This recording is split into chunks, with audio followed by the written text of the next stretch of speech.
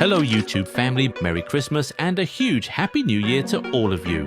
With the 2026 World Cup on the way, the energy in the football world is already building and we are thrilled to be sharing it with this amazing community. To celebrate, we have lined up some holiday surprises in the Goal 90 shop. A bunch of your favourite jerseys are already up to 50% off, shipping is on us, and because you are part of our YouTube fam, you can grab an extra 10% off with the code YouTubeFam. Thanks for all the love and support. 2026 is going to be massive. Let's enjoy every moment together. Looking at the numbers, Mbappé's been truly magnificent since he moved to Real Madrid in 2024. He won the Pichichi and European Golden Shoe in his first full season at the club and finished with 66 goals in his first full calendar year as a Real Madrid player. This beat Ronaldo's 2012 tally and took Mbappé to 9th overall for most official goals ever scored in a calendar year in the history of the sport. In fact, his goals 2025 outdid every Messi year except 2012, and he was just 4 goals away from beating Ronaldo's highest ever tally. This dude's numbers are up there with the greats. He's entering conversations that only true elites belong in, but he somehow isn't unanimously loved by the Real Madrid fans. And to outsiders, his time at Real Madrid still doesn't feel that great. What is the problem? Why is it like this? That's what we're here to dissect in this video. This is why Kylian Mbappe's time at Real Madrid still feels mid.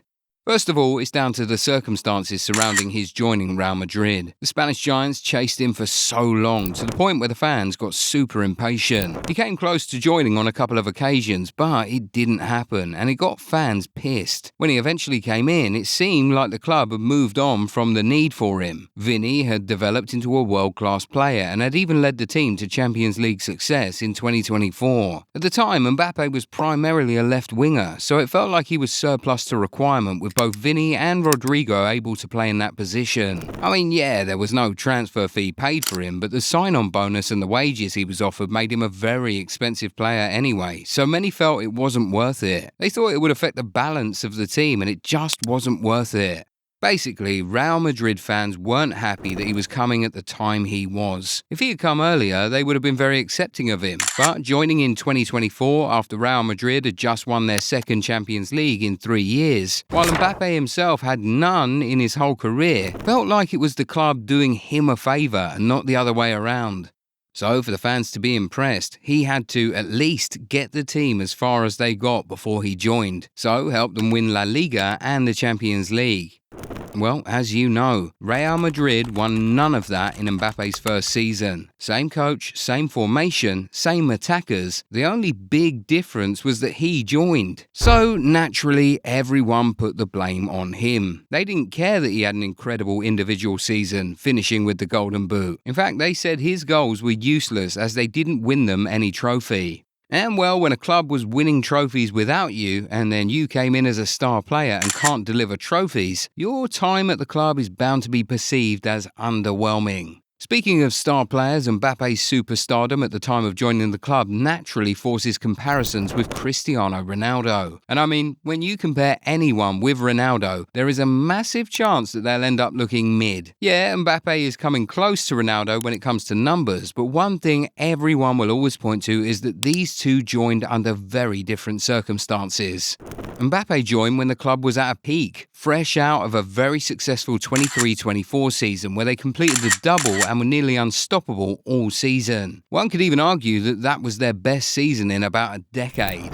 Meanwhile, Cristiano joined when Real Madrid were at the lowest of lows. He was fresh off back-to-back Champions League finals, while Madrid had not reached that point in 7 years. So in 2009, it felt like the club really needed a saviour and brought in Cristiano to solve a problem. But in 2024, it felt like Mbappe's signing was nothing more than a luxury. This is why some fans feel some resentment towards the Frenchman, causing them to blame everything that's wrong with the club on him.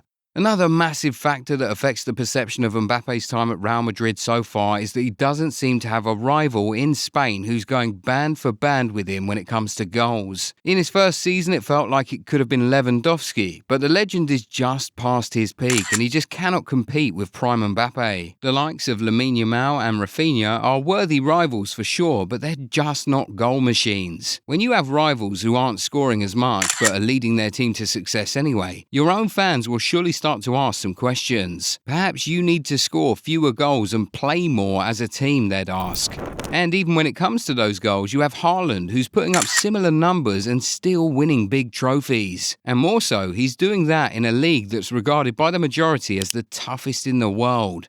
This automatically makes people not accord that much importance to Mbappe's numbers, at least not until he can accompany them with big performances in big games and win big trophies. And one massive thing that's working against him is his time at PSG. Despite playing with all-timers like Messi, Neymar, Sergio Ramos, Donnarumma, Di Maria, Cavani and the rest, he was unable to lead PSG to the one trophy they wanted the most, the UEFA Champions League. The Parisian Giants gave Mbappe everything he wanted back there, treated him like a king and always made him priority, even over Messi and Neymar. But he still wasn't able to get him over the line in the UCL, in spite of the many goals he was scoring. Then guess what? The very season he left, despite not having any player who was scoring 40 goals per season, PSG then went on to win the Champions League and even completed the sextuple. Stuff like this is why the fans are of the notion that his goals are somehow making the team worse. It might sound a little illogical, but it's hard to convince them otherwise when there's very fresh evidence with PSG and even Real Madrid. Before he joined Madrid, the goals were spread well across the team and they won 2 big trophies. Once he joined, he started to score most of the goals and the trophies disappeared. When he was at PSG, he scored most of the goals, but they never won the biggest trophy. Once he left, the goals became evenly spread and they secured that elusive trophy. It already feels like there's a pattern here, so until Real Madrid win the league or the Champions League, Mbappe's time at the club will still be viewed by many as mid.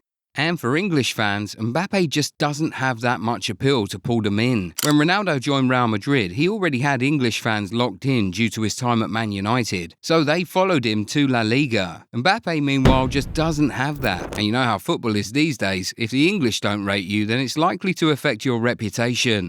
Finally, the fact that Ronaldo and Messi were so great, and in fact that they're still around, affects Mbappé a little. In a way, it doesn't feel like he's creating his own legacy. It feels like he's chasing the legacies of those two. So whatever he does will always be compared to them, and when he doesn't match up, they'll brand him a failure. It's all down to the pressure being so much more on him because he's an all-time superstar. There's just so much more expected of him, which is the main reason the standards are much higher. If any other player does what Mbappe's done in a Real Madrid shirt so far, he would be given the highest respect. Even if that person hasn't won a trophy, they would say that the team let him down, and not that he let the team down, which is exactly what's being said in Mbappe's case. Anyway, what are your thoughts on this? Why do you think many people perceive Mbappe's time at Real Madrid as underwhelming? Do you agree that it is? What does he need to change? Just get in the comments and talk to us. If you enjoyed this video, give it a thumbs up and subscribe to the channel. Also, turn on the bell notification so that you never miss out on new content. We'll catch you in the next one. Bye.